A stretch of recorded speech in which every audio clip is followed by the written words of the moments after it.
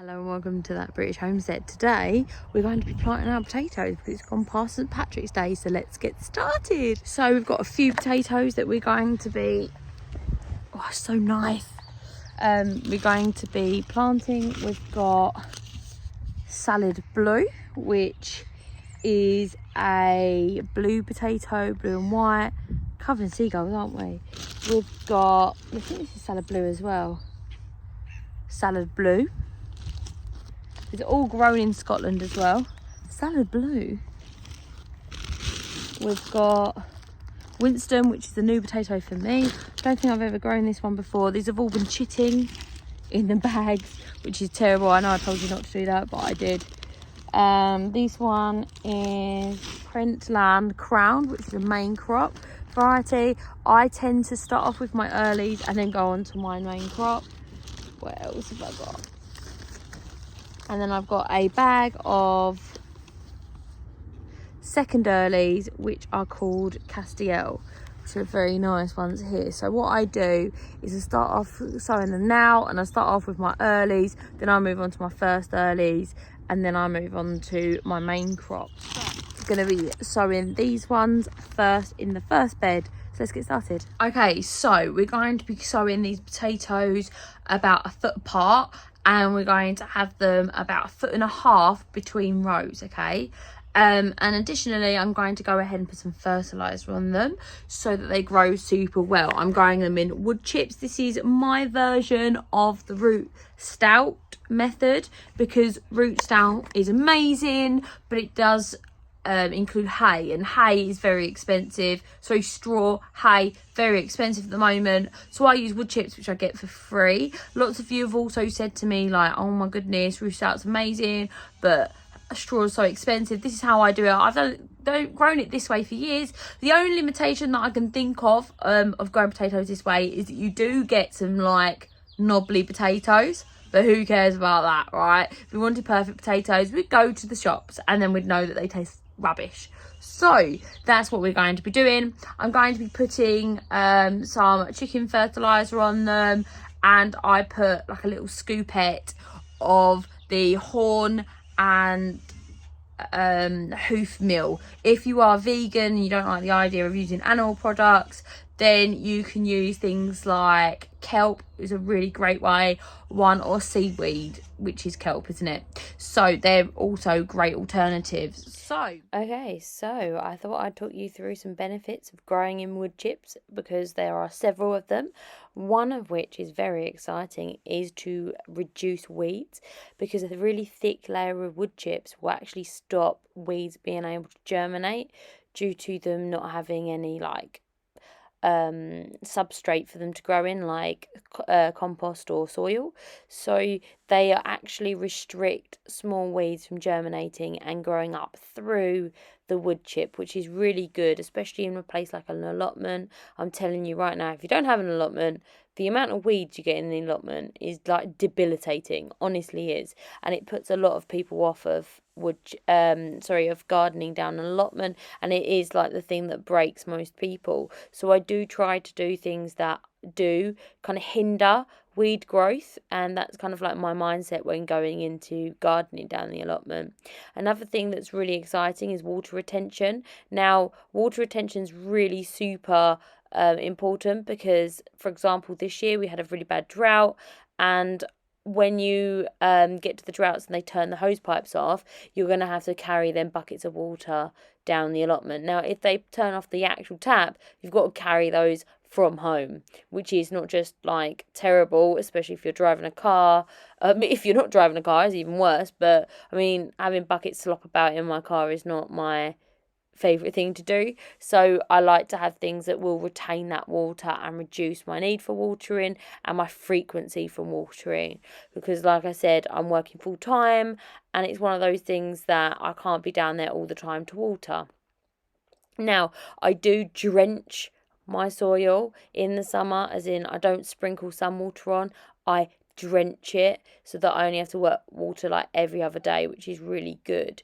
Now it also improves the soil structure over time, because when the wood chips break down, and they do break down over a couple of years, they add tons and tons and tons of organic matter into the soil, which improves the soil structure and the fertility of the soil. Now, there is something going around saying that if you put wood chips in your soil, it robs all the nitrogen. That is true if you mix it in, but we're laying a thick layer over the top. Now, think about the places in the world where you see the most life, like woodlands. They have thick layers of leaves on the bottom of the ground, and they produce tons and tons of food and tons of life. So it isn't something that Mother Nature's not used to. Now, it also increases the temperature of the soil. Now, I know that you've seen, or you might have seen, some of my garden tours where I put my hands into the wood chip and it's significantly warm, about my body temperature, because it is decomposing and you've got funguses and all sorts of things that are going to be working in a symbiotic relationship with whatever you're growing there. In our case, potatoes. So it's really exciting. And the darker the wood chips, the more they retain heat. So as they start to break down, they're going to make sure that that heat is kept there, which is going to allow your plants to grow much faster. Because I'm telling you now, it is snug and warm in those wood chips. Another thing it does is it reduces soil compaction, which is a massive issue down at the allotment, because it is compacted and it's London clay. So years and years of people tilling has completely destroyed the soil structure and has made compacted deep clay. Now, every year when you're adding things like organic matter into the soil, you are really making light and fluffy soil. We're doing this in two ways down the allotment, by bringing in wood chips and horse manure, so that it reduces compaction and promotes healthy root growth and nice airy soil. Remember, even though roots grow under the soil, they actually need a significant amount of oxygen. So it's something to bear in mind. Another thing that it really does well at, a thick layer of wood chip does reduce pest pressure and disease pressure. Now, the biggest issue that we have down the allotment is rats. So we're hoping that a big thick layer of wood chips will help with the rat issue, because we don't want to lead to many chemical pesticides, and additionally we don't want to spread poison around when we've got our chickens, because when the mice get hold of the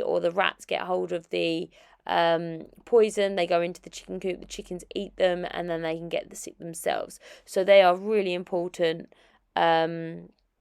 ideas. But like I said, something that you need to kind of bear in mind is that you don't want to be continuously mixing that wood chip into the soil because of the nitrogen depletion. Now, nitrogen is something that plants need to grow, so it needs a good nitrogen and carbon ratio. So you don't want to make sure that they dig it in. But if you use whole tree, meaning there's leaf, there's small twigs, there's large twigs, etc., then you should be fine. So when it comes to potatoes, it's really important that you choose the right variety. There are several different varieties. Some are good for boiling, some are good for frying, some are good for certain conditions and growing conditions, etc. So there are several that you should know of. You've got first early, second early, main crop, late main, early main, etc. So make sure you know what you're buying and what you want for it. Your early your early potatoes are normally things like new potatoes, all the way up until your normal jacket potatoes and sort of things like that. Now, you need to start with healthy potatoes. You need to make sure that they have absolutely no illness or rot or anything like that, because it's going to be something you're adding not only into your soil but into your batch of potatoes. So you need something that is free from all disease, that's got no blight or got any horrible chemicals on them, and you are best off buying certified potatoes for the gardens that are designed to be grown, that are not treated with chemicals and not subjected to any sort of scab or blight or anything like that. Saying that, I've known tons of people, my mother-in-law included, who has bought potatoes and just thrown them in the ground, and they will grow. So just bear that in mind. Now, the second thing third thing you need to be thinking about is that you must chit your potatoes before that you pop them in the ground, especially this time of year because it is very cold. Chitting means to sprout them. So you literally leave them on the side and they produce little chits, which are little sprouts, and you plant them sprout up. Or eyes up, depending on how you say it. Now, you have to always make sure that you are planting your potatoes at the correct time. Early spring is fab. I do mine on the 17th of March, or as close to that as possible. 17th this year was on a Friday, so I did them the next day. So that's how I choose to do them, but you have to make sure that you're looking at your weather conditions to be able to do that. Now, talking about the right time of doing it, you must make sure that they're able to get fully mature before the first frost. So there's no point of putting them in too late throughout the year because they do need to be out of the frost. Frost will stunt them and damage them and damage their foliage. So it's something you need to think about. Additionally speaking, potatoes need a lot of moisture, so that's why we put in the wood chips on them, because with good moisture it will improve yields, so you'll get way more potatoes. In a dry spell, stick on a load of mulch like we did last year. We got about 100 kilos out of a few patches of potatoes, so we did super well. Now you do need to hill the plants up. I kind of just put them in a hill to start off with and bury them really deep, but you can either put them on and mount them up over time, which is called hilling, or you can just go ahead and bury them really deep. It doesn't matter which method you use, both seem to work super well. Now, the issue with potatoes is they are very acceptable for things like blight, which is the most worrying thing that you've got to worry about when it comes to potato. Now, you kind of have to keep your eye out for blight, and there's not very much you can do about it. If you do get blight, the best thing you can do is chop down them potato plants as fast as possible and get the tubers out. Blight will travel down and destroy the tubers, so it's really important that you work really effectively. I believe that there are some chemical treatments for blight. I don't know because I don't really use them, but there is also not very much you can do it organically apart from chop them down. I really hope that there's not blight this year because it affects both the potatoes and the tomatoes, and it's honestly a terrible, horrible thing when it comes early and it destroys everything. Now, the next thing you need to think about is you have to wait for the correct time to harvest your potatoes. Now, your potatoes will die back and they'll look dead. That is the perfect time to harvest your potatoes. I love the flowers that grow on there as well. Some people do say that the flowers do take away the energy from the tubers. I haven't found that. I really like potato flowers. I think they're very nice. The bees love them too, so I let them bloom. There is something called a potato berry. They're completely poisonous, don't eat them, but they do produce a new variety of potato, which is very exciting. So it's also important that if you are digging them up and you're using a garden fork, don't pierce the skin because they won't be able to dry off properly or cure to be stored away. So they're all very important points. If you do go ahead and grow them in wood chips or in my root stout bed, then it makes them come up and they're so clean. They don't get all muddy and disgusting, which is really good, and then they can cure really nicely without being washed. Now I'm super excited about our potatoes being sown now. It's starting to feel like spring, isn't it? I can't wait until the garden is absolutely heaving. Now things are starting to push up through the mulch and through the soil, but I'm super excited about having the potential of loads of potatoes. So I'm really worried now that I've mentioned the old B word that it's going to come into fruition, but hopefully it won't. I'm going to do one more gigantic bed of potatoes. 3 beds of potatoes pretty much do us. I can't tell you how many plants that is, but that's quite a few. And we aren't massive potato eaters. We like our potatoes, don't get me wrong, but we like to have a nice balance between that and things that we make out of flour and pastas and things like that.